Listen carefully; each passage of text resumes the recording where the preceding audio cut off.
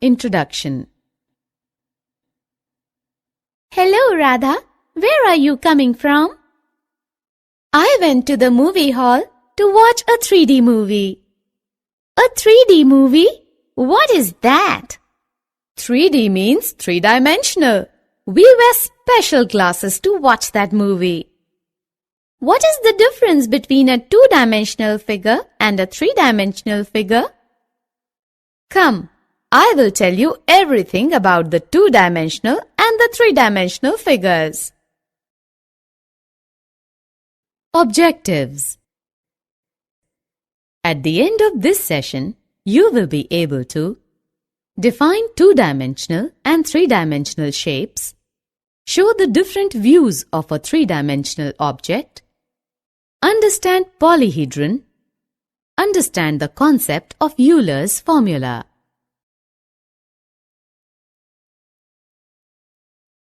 Look at these shapes. These are all two-dimensional shapes. They have only two measurements, length and breadth. You mean all the shapes that we draw in our notebook are two-dimensional? Yes, you are right. All those shapes that we can draw in our paper and which have only two measurements are two-dimensional shapes. A square, rectangle, triangle, circle, etc. are the examples of two-dimensional shapes.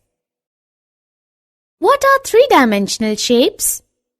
A solid object having three measurements like length, breadth and height are called three-dimensional objects. Look at this cuboid. It has length, breadth and height. So this is a three-dimensional object.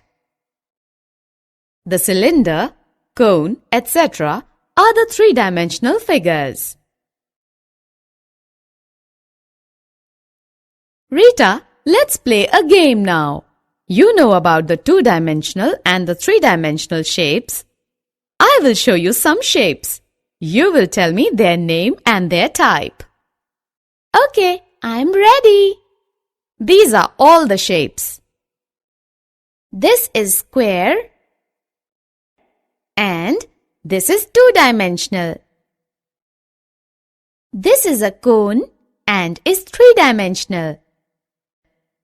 This is a cylinder. This is also three-dimensional. This is a triangle and this is two-dimensional. Circle, two-dimensional. This is a cuboid and is three-dimensional. And this is it a sphere? Yes, this is a sphere and is three-dimensional. Wow, Rita, you are learning so fast. Tell me more about these shapes. Come. Rita, look at this tent. This is made up of two shapes. Can you tell the name of the shapes? Yes, I can see the shapes. One is cone and another is cylinder. Correct. Similarly, we have ice cream. We can see that the cone is a cone surmounted by a hemisphere. Rita, do you know that three-dimensional objects look different from different positions? How? Look at our house. It can have many views. This is the side view of the house. This is the front view and this is the top view. Similarly, this brick can have different views: top view, side view and front view. Look at this cube. This is the face of a cube. This is the edge of the cube and this is the vertex of the cube.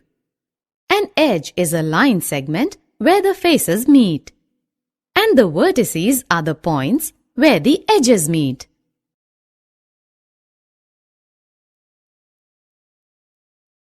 Do you know what we call a solid having flat faces, edges and vertices? No. Those solids are called polyhedrons. These all solids are polyhedrons. Are these objects polyhedrons? No, these are not polyhedrons.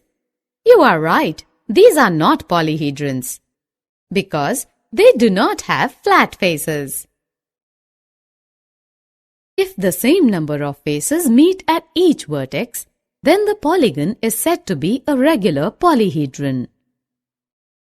A cube is a regular polygon because here 3 faces meet at each vertex. Rita, we have 2 important members of polyhedron family around us. They are prisms and pyramids.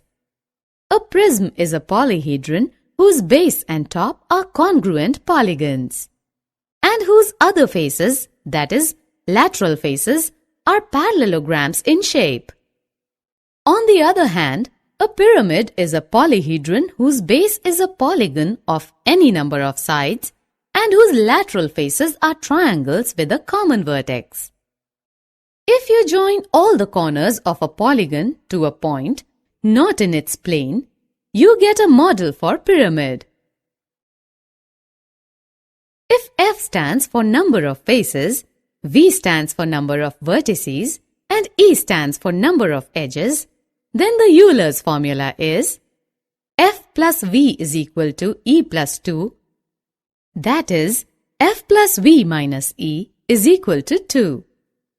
This formula is true for any polyhedron.